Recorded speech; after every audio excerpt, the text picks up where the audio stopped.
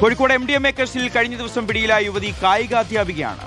മരുതോങ്കര സ്വദേശി KC കീർത്തനയാണ് വടകരയിലെ വിവിധ സ്കൂളുകളിൽ കായിക അധ്യാപികയായി ജോലി ചെയ്തത്.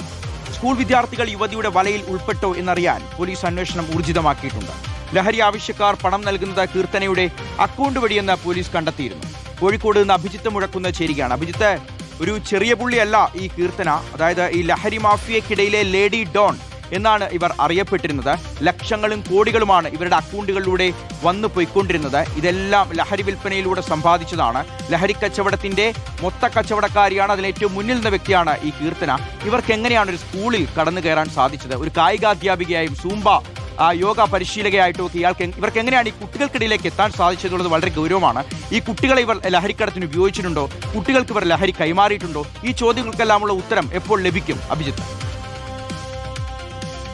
ഷിഹാസ്, ഞെട്ടിക്കുന്ന വിവരങ്ങളാണ് MDMA കേസിൽ പിടിയിലായ KC കീർത്തനയുമായി ബന്ധപ്പെട്ട് പുറത്തു വരുന്നത്.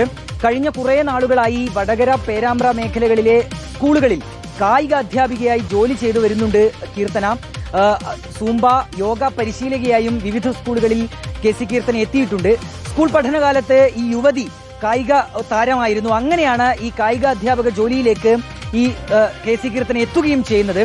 നിലവിലിപ്പോൾ വലിയ അന്വേഷണം പോലീസ് നടത്തുന്നുണ്ട്. കാരണം ഏതെങ്കിലും തരത്തിൽ സ്കൂൾ കുട്ടികൾ ഈ യുവതിയുടെ പിടിയിൽ അകപ്പെട്ടിട്ടുണ്ടോ, അങ്ങനെ ഏതെങ്കിലും തരത്തിൽ ഈ വലയിലേക്ക് കുട്ടികൾ എത്തിയിട്ടുണ്ടോ എന്ന അന്വേഷണമാണ് ഒരു ഭാഗത്ത് പുരോഗമിക്കുന്നത്.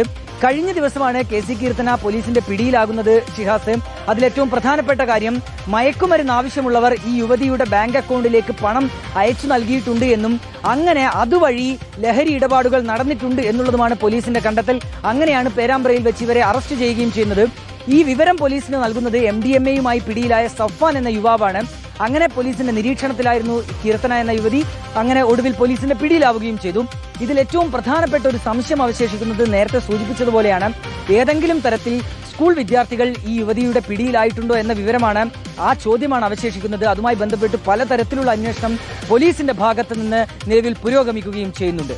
ശരി അഭിജിത്ത്, വളരെ ഗൗരവമുള്ള ഒരു ചോദ്യം കൂടി നമ്മുടെ വിദ്യാഭ്യാസ വകുപ്പിനോട് ചോദിക്കുകയാണ്. അല്ലെങ്കിൽ നമ്മുടെ വിദ്യാഭ്യാസ മന്ത്രി വകുപ്പ് ഒക്കെ ഇനിയെങ്കിലും ശ്രദ്ധിക്കേണ്ട ഒരു കാര്യം, ഇത്തരത്തിലുള്ള ഈ KC കീർത്തനമാർ ഇവരൊക്കെ ഈ ലഹരിയുടെ 1-ാം നമ്പർ ഇടപാടുകാരാണ്. ഇവരൊക്കെ എങ്ങനെയാണ് ഒരു സ്കൂളിലേക്ക് എത്തുന്നത്?